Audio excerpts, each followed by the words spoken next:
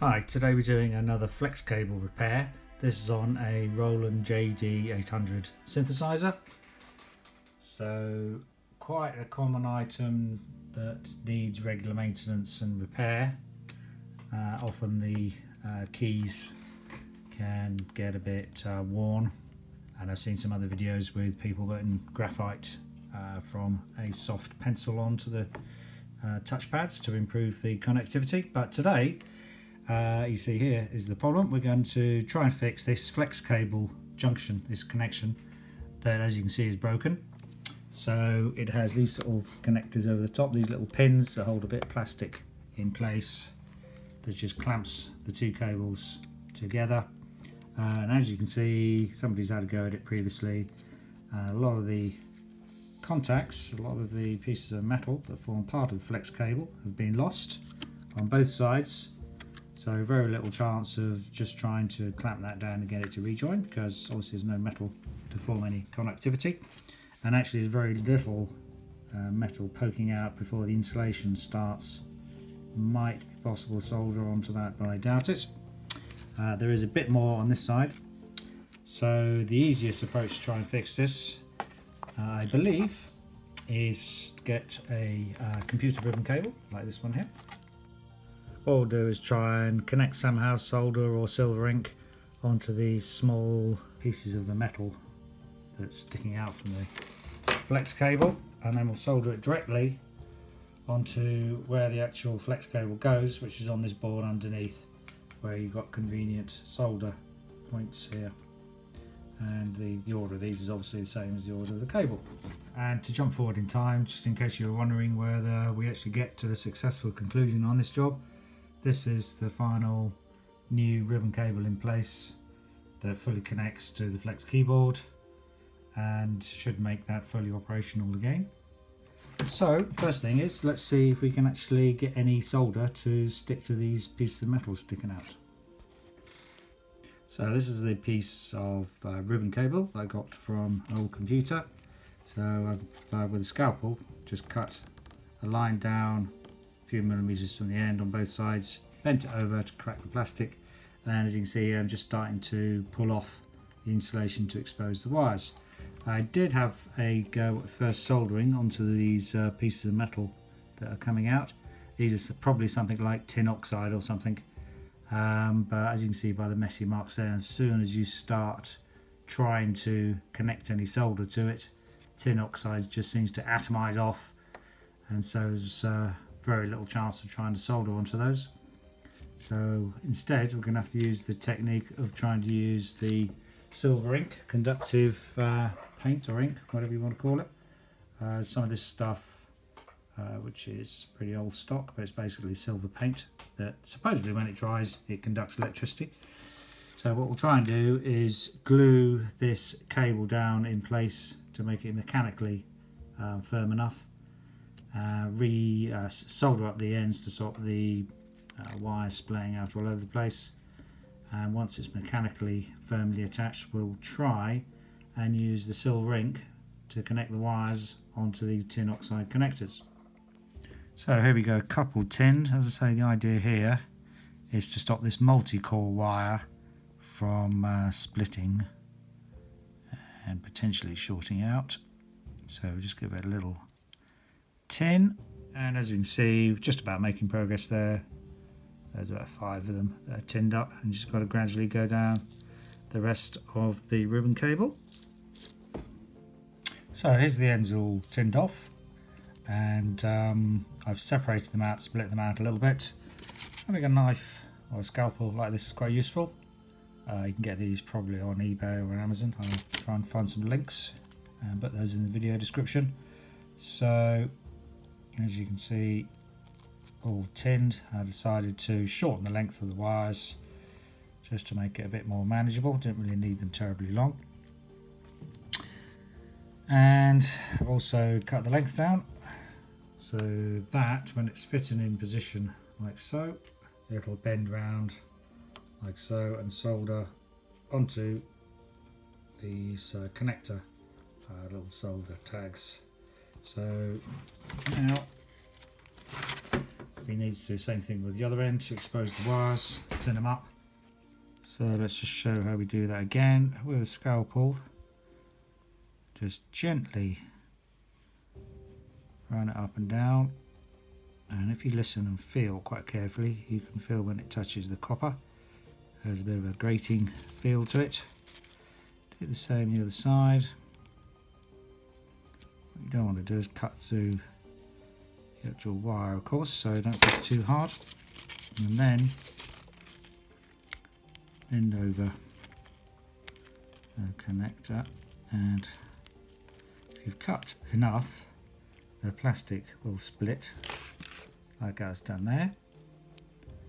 And a couple of places it hasn't split too well, so we'll just go over that again with the scalpel.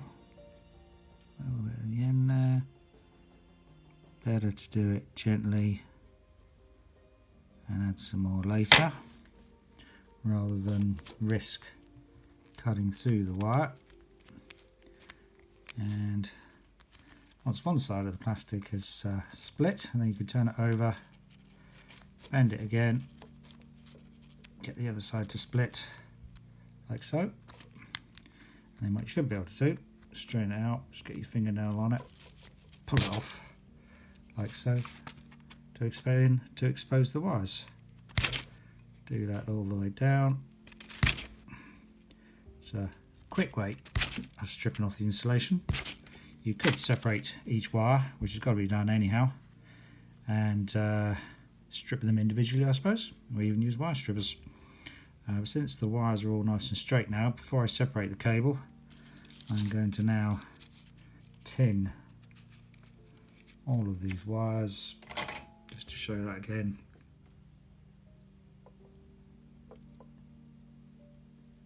Try and do it fairly quickly, and we don't get too much of a dry joint. So try and wipe the soldering iron tip after a couple of connections, otherwise you'll get too much solder on the end of the soldering iron, and then carry on like this until you get to the end. Try not to let too much solder build up on the soldering iron. Wipe it in between so it's nice and clean and shiny, and that's all those tinned. And then we just got to separate the wires. So the scalpel probably comes in handy to make it a little bit easier. Just put a little nick in between each piece of plastic, and then it makes it a little bit easier to split it off with your fingers like so. Keep on going till they're all separated. And actually these ones are a little bit narrower, a little bit neater compared to the other end perhaps, so it doesn't really matter which way around this cable goes, so use your neatest end on where you're going to connect it onto the flex cable, which is around here. And what we need to do next is actually line them up on the PCB, try and super glue them in position, and later we're going to use the ink to make the electrical connection. So I think first we'll connect the cable to the underneath board, then it leaves the tricky connection until later.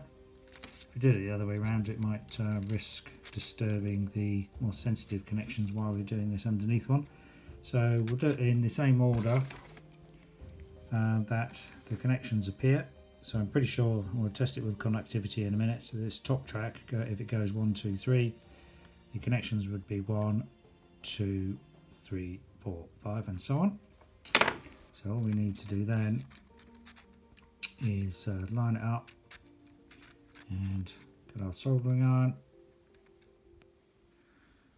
Now we probably could just, if we did it quickly to avoid having a dry joint, we probably could just tap onto the wire with our soldering iron until it melts the existing connection. Hold it for a couple of seconds, give it a tug, make sure it's secure. That probably would be good enough. It does risk making the joint a little bit what they call dry. So for this next one, we'll add a little bit of solder as well. So, way to solder this. Do with another couple of pairs of hands really for these sort of jobs. And then we'll try and hold the wire, stop it coming off while adding a little bit of solder. That wasn't particularly pretty, but it was effective. And there's now a nice fresh piece of solder on there. And then we need to proceed with the other ones, slightly different distance away, so it involves a little bit of kinking of the wire, but looking out for shorts. And here it's useful to have one of these magnifying glass with light type units, which is what I've got here. I'll just show you. This thing is quite useful. It's on an extension arm, has a big fluorescent light around it, magnifying glass on the middle. You probably could do it just by eye if you're either short-sighted like me or you've got good eyesight, but looking through the magnifying glass is quite useful. It doesn't really show up very well on the iPhone, but it's quite useful for zooming in to check the joints. Doesn't look too pretty from that angle, but I'll check it by eye. Alright, that's all those connections made finally. Could have been a little bit neater, but I think electrically they are robust. So it would have been probably useful to optimize the length of each cable for the position of the connector, because they go in and out of course. But what we'll do is, to make sure we haven't got any shorts, just test the conductivity with a multimeter between adjacent pins all the way down. And if you've got 0 ohms or less, obviously you've got a short somewhere. So to do our conductivity test, these are the ends of the multimeter set on a low ohms range or conductivity beep. And you can hear it beeping. So we'll just connect it between adjacent connection points and check that there's no beeping, i.e. there's no short between them, and so far so good, that's all okay. Just check these ones as well. Okay, so we could also, if we wanted to, check that we've actually got a good connection to the other end of the cable. So for instance, this pin connects to this one. You can see that beeping and so on. So we could also check the order of these connections, that our assumption is correct. So we'll connect one end of the multimeter to this first pin, and then we'll see if we can get a beep by connecting to this first track. There's a tiny piece of metal sticking out of the track, I think, and indeed that nearly forms the connection, so it's definitely track 1. And similarly we can then test all the other tracks onto track 2, prise these apart, and then we'll check out track 2, which is okay. It's very little metal actually sticking out on here. You can see most of it looks like it's been rubbed away, probably as a result of somebody trying to clean it up, I would imagine, but it's just about enough, I think, sticking out to maybe get a connection. Not so good on this one.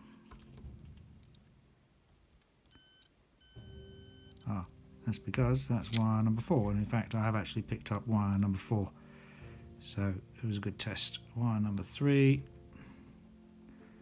on track number 3 is fine. So we'll go through all of these and make sure they are in the correct order. Now that we've checked all the connections are made in the right order, we can pull out the original flexi cable that's worn out. I won't be using that again.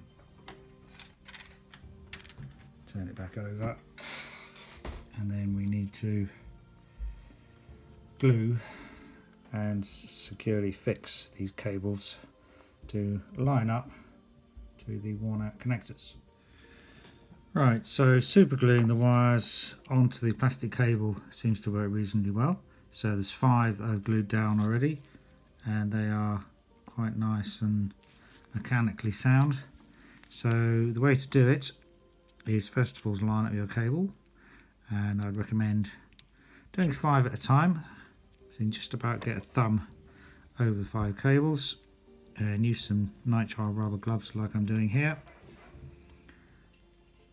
and get some small nose pliers and just line each wire up over the track where it's going to go, just to make sure you can hold it in place like so. And then we'll get a pot of super glue, move these out of the way, and run a little bit of super glue, not too much, not too small amount, just over the start of the cable, avoiding getting it over the electrical connections. And then we need to quickly make sure that our cables line up again, and holding it there in that position. Whoa, kind of moved again. So line each cable up. Now also you're not making good electrical connection here because the wire is just sitting on top of the track. We're going to rely on our silver ink, conductive ink, for that later. And what we want to do first is get a good mechanical connection, and if you can, make sure you can sort of see the track underneath as well as the wire, and that way you'll then be able to get the ink to form a connection between the wire and the track.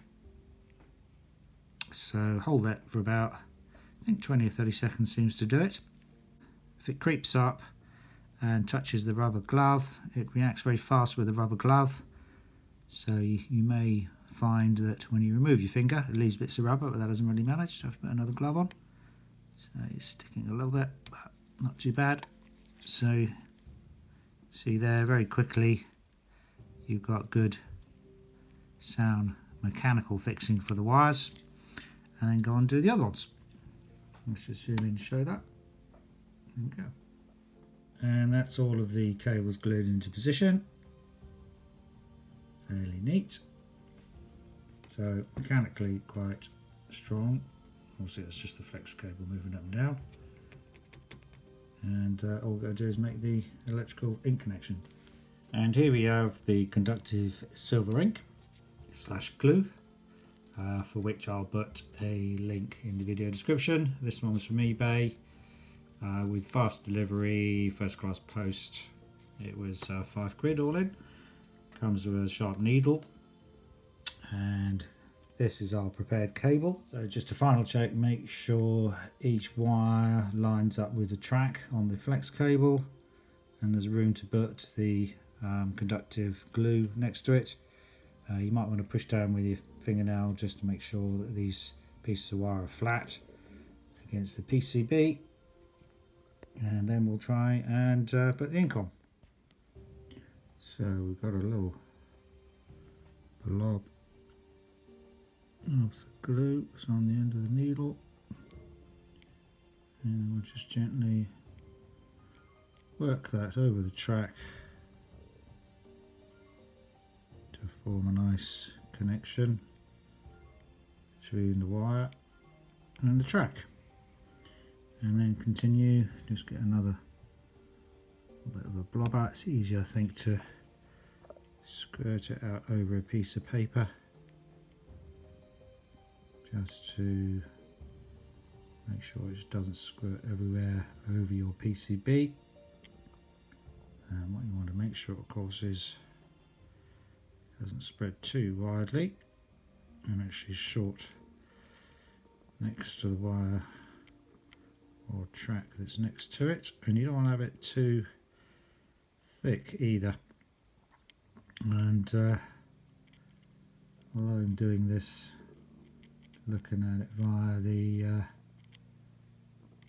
screen on the phone, it's going to be easier to do it via the magnifying glass, so I'm going to do the rest via the magnifying glass and finish it off. And there we go, there's all the joints painted up with the conductive ink, and you need to leave it quite a while for the ink to dry, and only when it is dry is it conductive. To help that along, I put my inspection lamp, this one there, over it like so, left it for about 6 hours or so. A small amount of heat from this fluorescent tube was enough to accelerate the drying time, otherwise you probably have to leave it a day or maybe even 2. And the ink shrinks down quite a lot. It's no longer big blobs on there, and all of it is then conductive. And in fact I spread a bit on a piece of paper over here. That was a bit blobby. This bit was, these bits were very thin. All of these are now conductive with quite a low resistance. And so what we need to do now, of course, is confirm that you've got connectivity between the cable on the wires and the actual tracks. So some of these tracks are traceable to points that you can actually get to. So for instance, these top ones we can trace all the way down to the end of the keyboard. The tracks get a bit fatter, and then they go onto some of the keyboard positions, contact strips, so these bits of graphite. So you can rest your multimeter probe on the top there, put it on resistance scale, but the other end onto these points, either on the ink and perhaps on the cable as well, to confirm that you've got connectivity. There's a fair bit of resistance down these tracks because the metal on these tracks is very thin, so there is a bit of resistance down these, but as long as you've got fairly low resistance, less than 100 ohms or so, then that shows a good connection.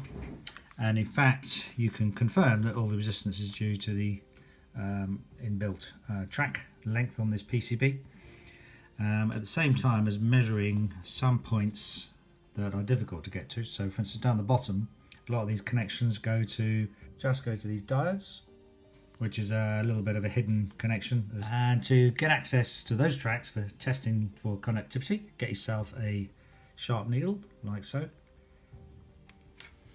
You can then look for a point where you've got a connection between the bottom layers, which is a bit darker green, and the top layers of the track, which is a bit of a lighter green. And they with a very sharp pin like so, connected to our multimeter probes. So here we look for a connection between the wire and the track. You don't actually have to push very hard at all. In fact, it's just almost just resting on there. With the pin being so sharp, it is enough to get connectivity down to the track. And as I'm looking at the multimeter, it shows 1 ohm resistance, which is fine. Where the track goes into straight away into an underneath track, you'll have to look down the circuit board where it comes to a junction, where it goes onto the upper track. So if you trace it along, goes under here, then actually this one goes onto a contact pad, so you can then again fairly easily measure the resistance.